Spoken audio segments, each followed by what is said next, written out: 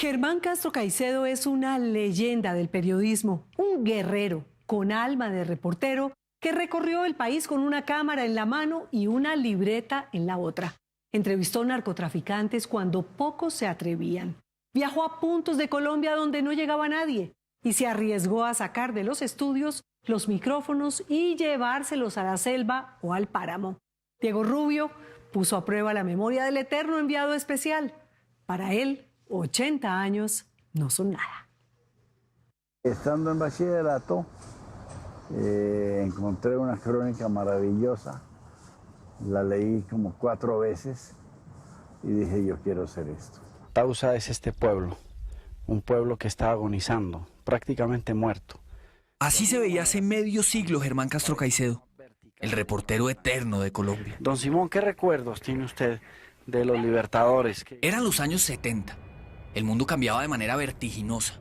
Y Castro Caicedo no solo lucía ya ese bigote bien recortado que se ha convertido en su sello personal, sino que tenía puestas las botas de periodista. Esas que nunca se ha querido quitar para mostrar las realidades ocultas de una Colombia profunda y agreste, que en ese momento pocos conocían. ¿Cuánto pagan por el kilo de caucho ya elaborado? A 25 pesos. ¿Y al indígena cuánto se le paga por el kilo? 8 pesos. Durante 20 años, con pinta de Indiana Jones setentero y un arrojo envidiable, se patoneó cada rincón del país, micrófono en mano, para su programa semanal de crónicas Enviado Especial. Él fue el primero en sacar las entrevistas de los estudios de televisión y llevarlas al lugar de los hechos. Que la gente se acostumbre a respetar la vegetación. Castro Caicedo, el investigador incansable, se metió con su cámara de televisión a un resguardo indígena en medio de la Manigua cuando nadie más lo había hecho. Daniel, ¿usted para qué come coca? Para quitar hambre. Se puso el poncho para hacer a pie y a lomo de mula la ruta libertadora de Simón Bolívar. Encontré unas calaveras que posiblemente pertenecían a los soldados de la campaña libertadora. Y nos mostró de primera mano cómo era por dentro un campamento guerrillero. Y hasta cómo se rumbeaba con la cara tapada y el fusil al hombro. Al menos 3 generaciones crecimos viéndolo en acción y leyendo sus libros periodísticos. Algunos lo sienten parte de su vida, si no lo conozcan. Otros envejecieron a su lado. Castro Caicedo siempre estuvo ahí. Y ahí sigue, porque aunque ya tiene 80 años entre pecho y espalda, y las canas y el hablar pausado lo delatan, sigue haciendo lo que soñó desde niño: escribir con maestría sobre la realidad nacional. ¿Qué sería si no hubiera dedicado su vida a contar historias? No sé qué sería. Porque es que desde muy niño yo soñé fue con escribir. ¿Usted no ha parado de escribir? No se puede. No se puede parar porque es la vida de uno, es la emoción de uno, es el por qué vivir. A medida que voy transcribiendo entrevistas, voy viendo la estructura del libro. Una pasión que Castro Caicedo ha plasmado en letras. Sus más de 20 libros han sido traducidos al francés, al griego, al japonés y hasta al húngaro. Solo en Colombia ha vendido más de 1 millón de copias. Una cifra a la que no llegan ni los textos de autoayuda y que lo convierte en el autor de no ficción más leído del país. Y todo gracias a sus historias, que aunque parecen sacadas de la más absurda de las novelas, son 100% de la vida real. Yo no creo haber nacido con la capacidad y con la afición para ser novelista, sino periodista, escribir de la realidad que nos rodea. En Colombia parece que supera la ficción, la realidad. Y prueba de que en Colombia la realidad sí supera la ficción es su vida misma. Porque Castro Caicedo sobrevivió a 2 accidentes aéreos. Casi muere en un hospital ruso sin entender ni jota de lo que pasaba. Estuvo amenazado y secuestrado. Entrevistó en exclusiva a Gabriel García Márquez. Y dice la leyenda que se pasaron de copas durante la charla. Mejor dicho, su propia historia daría para escribir un libro apasionante. Si usted escribiera una autobiografía, ¿cómo le pondría? Nunca he querido porque realmente el ego no me da para tanto. ¿Y cómo hace para mantener el ego bajito con tantos premios, con tantas traducciones? Ese siempre ha estado bajito. ¿Sí? Sí. ¿Ha ido dormido o qué? No, está ahí tranquilo. Castro Caicedo nació en Bogotá, pero a los pocos días fue llevado a Zipaquirá, donde creció rodeado de potreros y de vacas. Eran los años 40. Noticias de la Segunda Guerra Mundial llenaban los periódicos. Y su mamá, que tenía vocación de educadora, les enseñó a él y a sus 6 hermanos a enamorarse de la lectura. De ahí que desde niño fuera aficionado a la prensa, como todo un adulto. A mí mi mamá nos indujo a leer desde la prensa, desde que tenía 15 años, una cosa así. Escribió su primer libro con su puño y letra a los 7 años.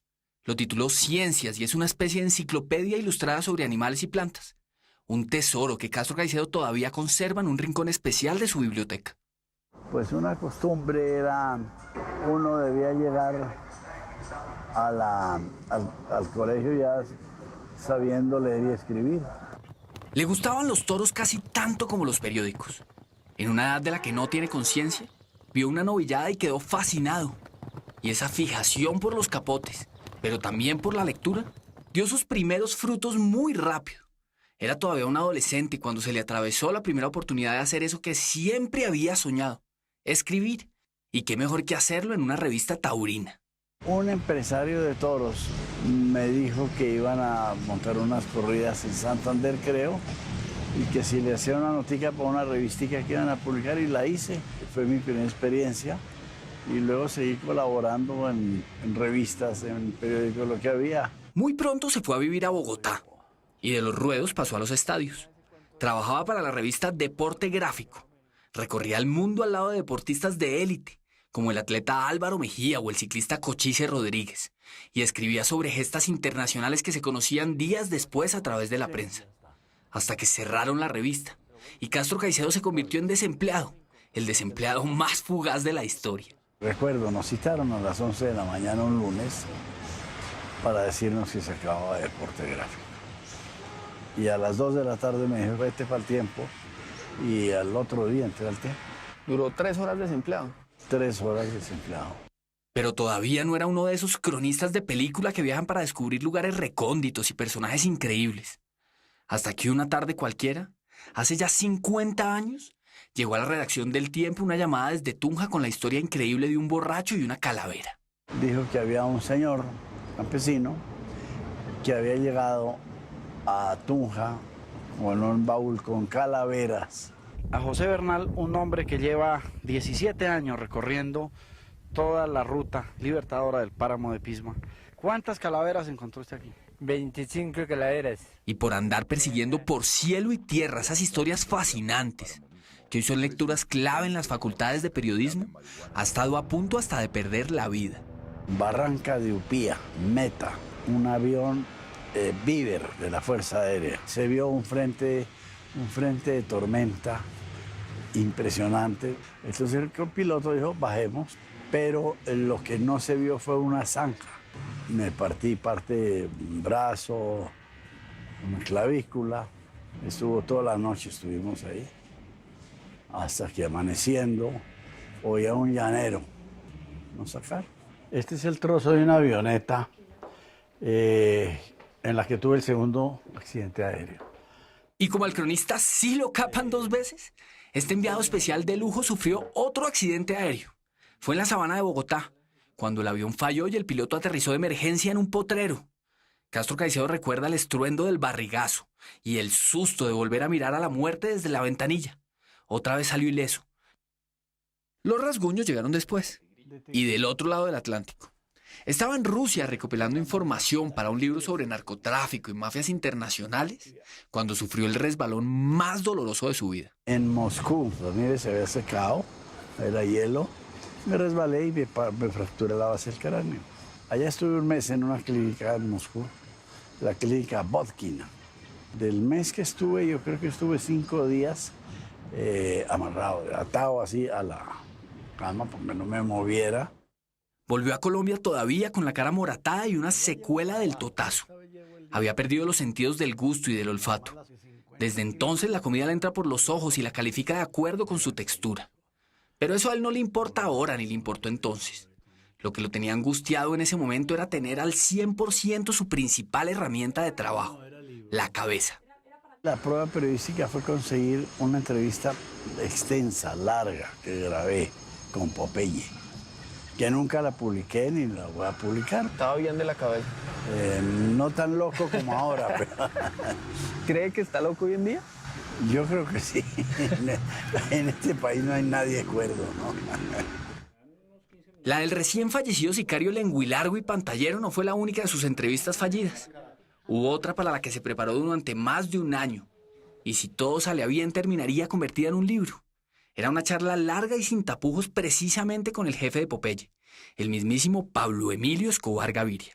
Lo conocí en el Congreso de la República y le dije que quería una entrevista muy extensa con él, me dijo que sí. Y al año ya lo busqué y me reuní unas 6 veces con él, noches completas, porque Escobar no dormía de noche por seguridad, decía, porque a esa hora son los allanamientos y las capturas.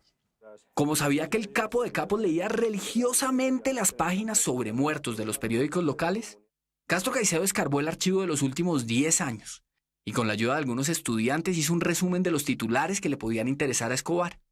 Ese era el punto de partida para la entrevista más profunda que daría el líder del cartel de Medellín, pero al final se dañó por cuestión de horas. Acordamos la primera cita para grabar el 7 de enero, pongamos. El 6 de enero le pusieron la bomba al edificio Mónaco. Me di cuenta que había una guerra y no volví. Es la entrevista que le quedó faltando, por así decirlo. La entrevista que quedó faltando. Esta historia fue escogida por nosotros. Durante los 20 años que duró Enviado Especial, Castro Caicedo se fue convirtiendo en memoria viva de Colombia. Su voz gruesa y tranquila era prácticamente patrimonio nacional. Y en los 1018 programas que salieron al aire, entrevistó a los personajes más influyentes del país, como el jefe del M-19 Jaime Bateman Cayón, quien lo secuestró durante días porque quería que fuera él, y solo él, quien le llevara una propuesta de paz al gobierno. Denme la carta, traigan máquina de escribir, papel, etcétera, etcétera, y yo hago un comunicado de prensa basado en la carta, ustedes la reparten y yo me quedo aquí, tiene que darme usted una entrevista para yo salir de... Y me quedé 3 días hablando con él y graban. Y muchas de esas entrevistas se convirtieron en bestsellers, aunque él dice odiar los anglicismos.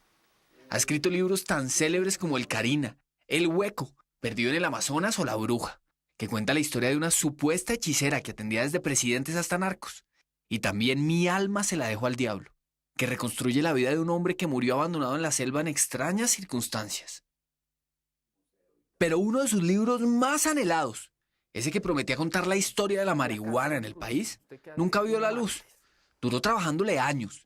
Había conseguido cifras oficiales, documentos, entrevistas en Colombia y Estados Unidos, fotos, pero todo se esfumó en segundos.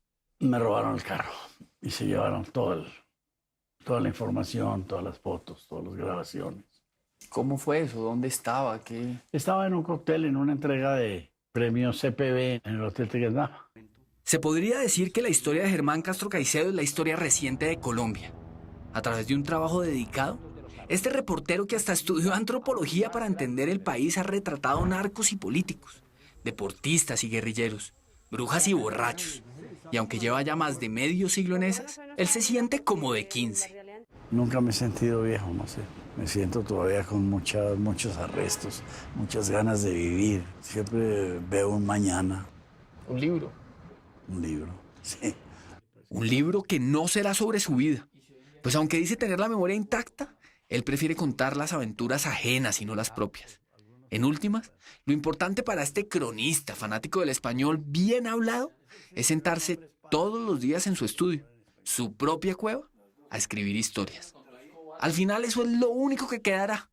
El resto, con su alma incluida, parece que se lo deja al diablo.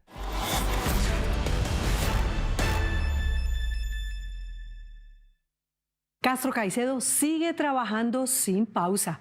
Ya está escribiendo el próximo libro, porque para él la vida solo tiene sentido cuando se convierte en una crónica. Feliz cumpleaños, querido colega. Si quieres revivir alguna de nuestras historias, vaya a nuestro portal losinformantes.co o a nuestra página de Facebook y listo. A continuación esperen Séptimo Día, suicidios y abusos sexuales en centros psiquiátricos. No se lo pierda. Y Voz Populi para terminar la semana como toca, con una sonrisa. Nosotros nos vemos como siempre, los espero el próximo domingo con otras 3 grandes historias. Buenas noches. Que descansen.